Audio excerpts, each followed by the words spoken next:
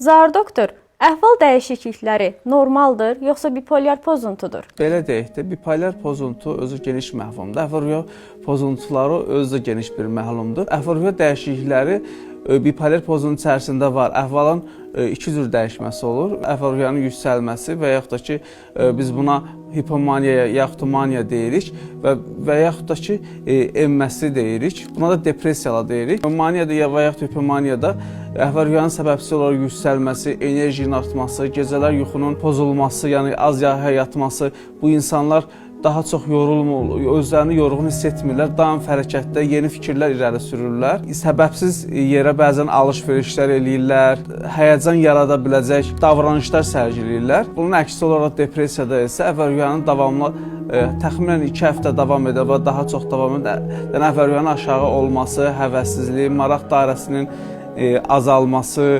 hərəkətliliyin azalması, özlərinin daim yorğun hiss etməsi, yuxunun artması və yaxud azalması kimi hallarla müşahidə edilir.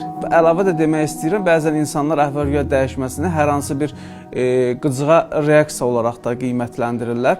Məsələn, hər hansı bir qıcığa olaraq tez reaksiya verməsi normal deyəndə biz nəyə nəzərdə tutaq? Yəni, digər insanların həmin qıcığa eyni reaksiya, emosiyalarını eyni qaydada verməməsini kimi götürə bilərik. Bu, daha çox xasiyyətin cizgilərində, şəxsiyyət pozuntularında və yaxud da ki, təşviş həyəcan pozuntularında müşahidə oluna bilir.